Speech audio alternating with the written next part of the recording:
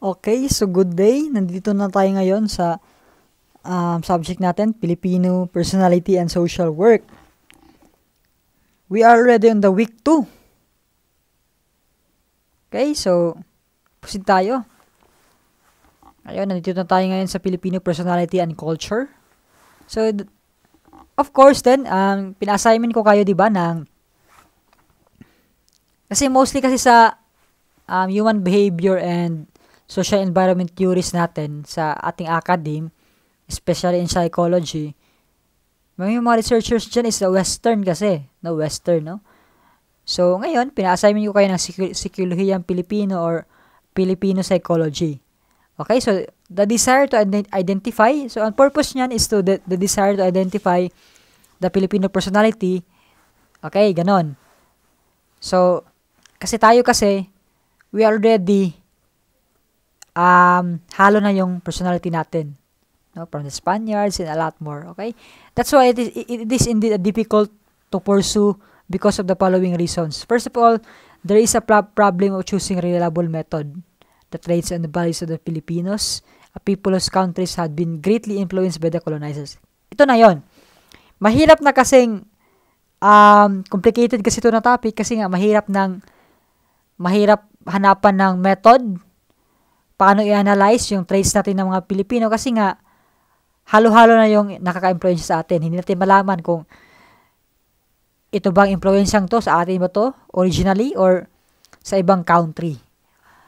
And second is most researchers have used Western models. No? Ito yung sinasabi ko, okay? Which are not applicable to the Filipino culture. No? Mostly kasi sa mga researchers natin, mga theorists, no, is that Western. Hindi talaga angkop sa mga kultura natin. So ngayon, we are going to try to discuss about Filipino personality and the relationship of our personality sa culture. Okay? So despite these limitations, it is worthwhile to find out typical traits of the Filipino or the essence of the Filipino personality. Now, the following traits of the scientific research and observations of the cultural way of life of the Filipinos. First of that no, is that the SIR, S-I-R, or the smooth interpersonal relations. The ability to get along with others in such a way that any signs of conflicts are avoided. So, ito na yung mga kulturang Pilipino, no? Mga kultural, no? Mga pakikisama, no? Derived from the Filipino word sama or sama-sama. Meaning, no? Yielding to one's person with the will of majority. It is the we feeling. Okay? Pakikisama sa positive Filipino. Go between, the need for mediator, no? So, pag may mga encounter, no, may mga awayan, meron talagang pumapagitna. Euphemism, no? Stating unpleasant truth, opinion, or request with beautiful language. So, isa din to sa mga kulturang Pilipino, hindi makadiretsyong sabihin yung totoo. Ni-euphemize pa, no? Pinaplowery words pa. Ganito, magaling yung mga Pinoy dito eh. The second is hiya, okay? Or, according to Father Jaime Bulatao, defined hiya as the painful emotional arising from a relationship with an authority figure with nahihiya, no, dangerous of one's ego, nahihiya, shame, no, pride, no, yan yung hiya. Bahala na mentality, no, mga mentalityng bahala na si Batman, no, ganon, or kumbaga come what may, ay yung mga bahala na, kesera-sera, no, according it is a fatalistic resignation which manifests with the running away. Kumbaga wala ka nang magawa sa buhay mo, bahala na si Batman. That's a Filipino culture. Ningas Kogon. Okay, Ningas Kogon came from, which means catching fire. So, galing to sa grass, na. Ito kasing Kogon grass kasi, pag sinunog mo, kumbaga on fire lang sa beginning, sa simula lang. Pagdating sa dulo, wala na. Kupas na yung apoy. No? Wala na yung burning fire.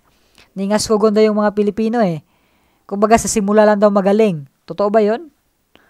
Okay? And of course, utang na loob, no? The fifth one is the utang na loob or the reciprocity of debt of gratitude. No? Kumbaga, kung yung isang taong walang utang na loob, yung tawag ingrato. Kumbaga, ganon. Okay, so yan yung mga kuan ng Pilipino. Utang na loob. Magaling tayo dyan. Kaso nga lang, there are some negative aspects no, ng utang na loob. Accordingly here, siguro utang na loob, nagkameron, may binigay sa'yo, tinulungan ka ng taong yan. Siguro may utang na loob sa puso mo siguro na dapat akong tumulong, mga ganon. Kaso lang, yung negative aspects kasi ng utang na loob, mga lagay system, no? bribery. Kumbaga panunuhol eh.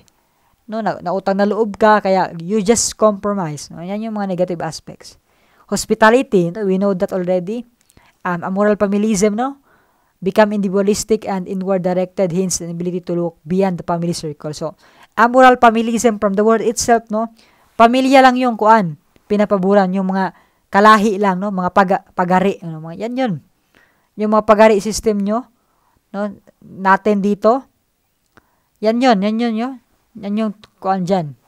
Related dyan. And of course, no, the following are some of the polarities mentioned. So, ito yon. Emphasis on SIR or high level of hostility. Sometimes kasi class, no, sa pakikisama natin, no, we become hostile to others. Nagko-compromise tayo and even to ourselves. No, we just give in to that kind of thing.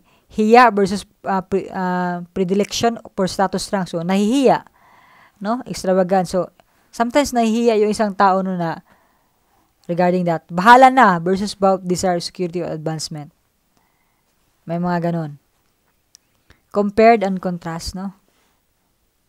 And of course, we move on to Simon Freud, no? Psychoanalysis, classical analysis of Simon Freud. So, ito yung mga, Freud was born on Freiburg, Moravia. He died, no? He was an excellent student, graduating at the top of his class and accepted medical school. So, medical school po si Freud. That's why most of his research are related to medicine and biology, okay? At the age of 17, okay? Freud worked with Joseph Breuer, new method of treating hysteria. So, Breuer developed a new method of developing hysteria or a disorder with a wide variety of symptoms. By encouraging them to express, so ito yung some of the ways, no? Or mga,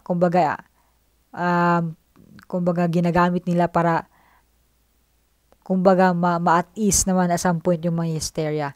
Encouraging them to express their feelings by emotions, he called their process catharsis.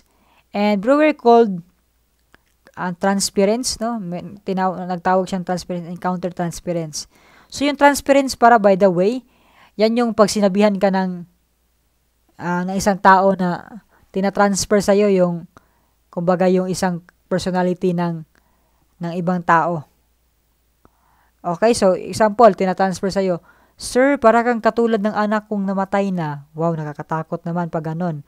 Okay, so ikaw din, no, napapautang na loob ka, hindi mo na nagagampanan yung trabaho mo professionally. And of course, there are also counter-transference. Baka ikaw magkameron ng ganon. No, ikaw din, baka magalit ka sa kanya na, ito talagang client na to. No, kumbaga, para siyang katulad ng client ko dati. No, parang ganon yung mga counter-transference at transference. Later, Freud went to France where he studied under Jean Charcot, a French psychiatrist who used hypnosis in treatment of hysteria. From Charcot, Freud learned the following: that it is possible to treat hysteria as a psychological disorder rather than an organic one. The possibility that patient problem has sexual basis. So, ito yung sinasabi ni Freud na lahat daw ng problema ng isang tao, no, especially sa pasyente, may sexual basis. So, sabi ni Freud, no, lahat daw may urge sexually. Yan yung ka-Freud.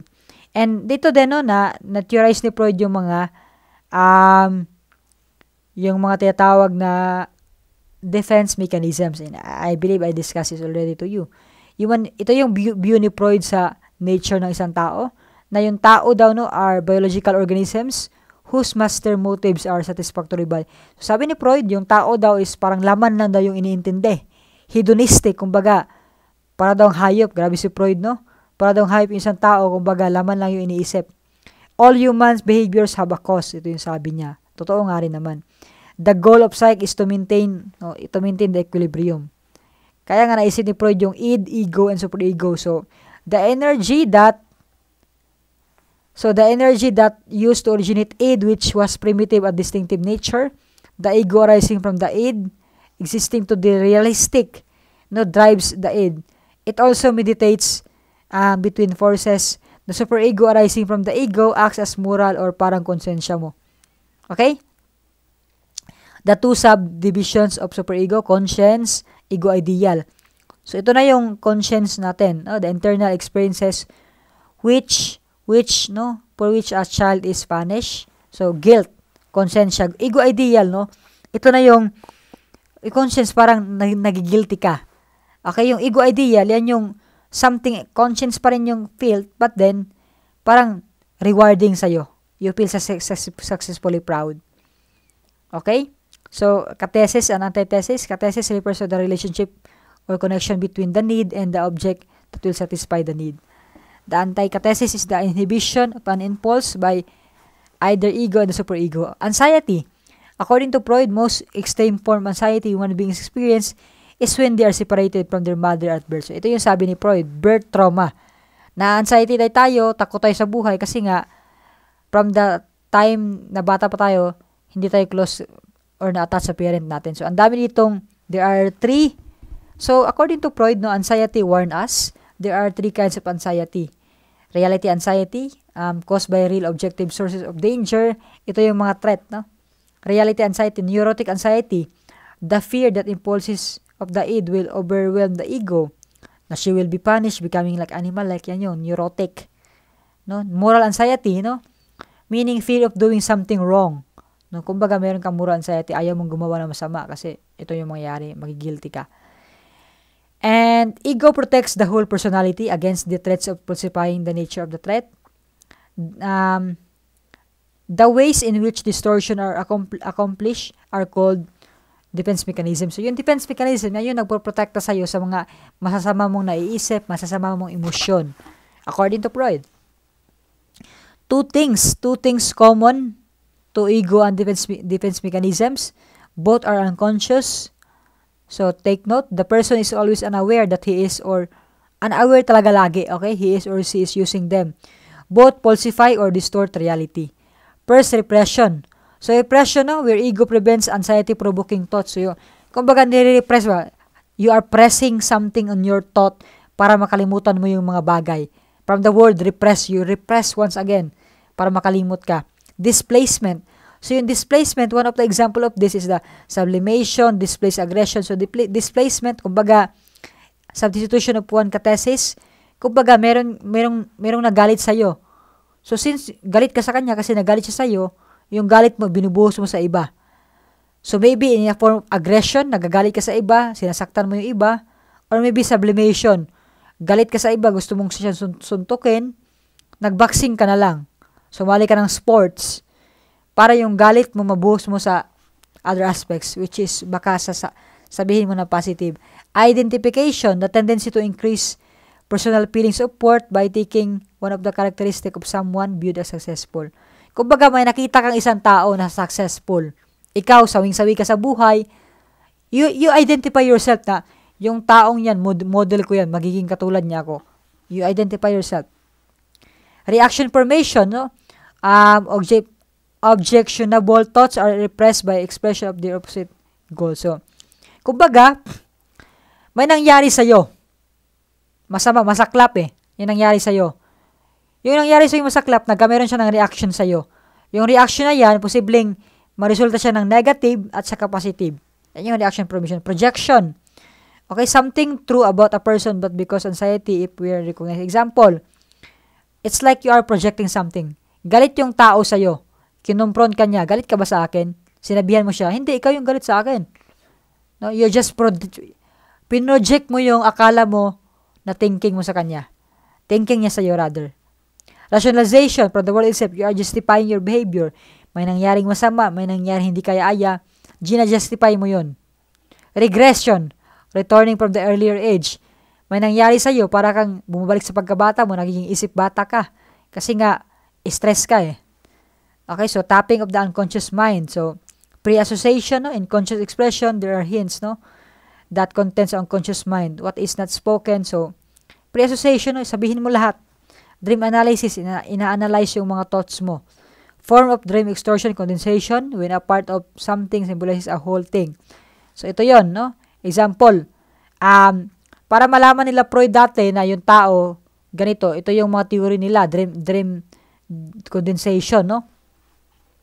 Ano yung naisip mo? Ano yung napanaginipan mo? Nakapanaginip ako ng isang bulaklak na red. Dinidefine niya nila kung anong meaning yan. Baka sa buhay mo merong ganon, mga ganon, ganyan. Okay? Synthesis, when an idea contained in manifest content, a dream is actually a combination of many ideas. Ganon yan. Ang daming dream sa'yo daw, according to the Freud, na konektado. Maybe yung dream na yan is konektado sa thoughts mo, sa buhay mo, mga ganon. Dislocation, displacement of unacceptable ideas. May mga ganon din, no? May mga ganon na aspects, okay? Just read it. Everyday life, Freud believed that all human behavior have a cause. Nothing happens simply by a chance. Indeed, it's true. Humor. So, humor allows expression of repressed thoughts in socially approved manner. So, para ma-at-ease yung client or yung patient, they use humor, okay, or jokes. Dynamics of personality. Instincts are divided forces behind personality. There are 4 components of instincts. The source, where the needs arises. The aim, it is to reduce the needs. Kung may need ka, what's your aim? Para ma-reduce yung need na yan. The impetus, or the energy na gagamitin mo para ma-reduce yung need mo. On the object that reduce, or example, pagkain. No? So, ganon. Kakainin mo yan. Tension reduction model. Okay, the complete cycle of behavior from relaxation to tension to activity and back relaxation is called tension reduction model. Freud note 2 basic impulses, which are life instinct of Eros and death instinct or Thanos. Each of these generalized impulses has separate sources of energy. Libido is the psychic energy associated with life instinct. The death instinct stimulated a person to return in an organic state preceded life. Psychological stages, according to Freud. So, sabi kasi ni Freud, class, no, which is good in his theory, tayo daw na bata pa tayo hanggang lumaki tayo, we are in the stage of life. No? The adult personality is formed by the end of the 5 year of life. So, ito yung sabi ni Freud sa theory niya, crucial yung edad mo na 5 years old. That's the most crucial. Freud uses the term fixation to describe that occurs when a person does not progress. Example ito, masama yung ugali mo ngayon. Probably, bata ka pa lang, hindi yan na correct na ugali yan. Hindi yan na correct na ugali, kaya ngayon, asama na ugali mo. That is called fixation, a term to describe what occurs when a person does not progress in life. Fixation. Okay? Normally from stage to stage and remains overly involved with particular stage. So, first stage, oral stage. According to Freud, this is the stage, the first year of your life. Bata ka pa dito. You're a child, bagong anak, 1 years old, or ganito. So, to define or to analyze this theory, kailangan natin isipin, ano yung need natin? Kasi, Freud is more focused on the need kasi. Ano yung need natin? Let's connect it to the stages and to the personality natin. Kung bata ka, yung need mo, pagkain lang, kumbaga bibig lang. That's why this stage is called oral stage. Oral. Kumbaga, pag umiyak yung isang bata, nasa oral lang, bibig yan lagi yung need niya. Pag umiyak yung bata, lagyan mo yan sa bibig niya, kakain, gatas, ganun. And according to Freud, there is an aspect in your life na fixation. Kung bata ka pa, hindi ka na tama, hindi ka na-satisfy yung need mo orally, paglaki mo daw, bisyoso ka, palainom ka, adik ka sa sigarilyo. Kasi nga, bata ka pa, siguro, hindi na-satisfy yung oral need mo, ganon. And just kindly analyze it, it's a helpful. And anal stage. So, the erroneous zone is the anus or the buttocks region. If you are familiar, pag tumanda tayo, we are kumbaga, di ba, natututo na tayong magbanyo, mag-CR, in our anus, in our feces, no, magbawas. No? Dito tayo natututong, kumbaga, matutunan yung sarili natin, maging independent, na kaya natin to, maging in control sa buhay natin.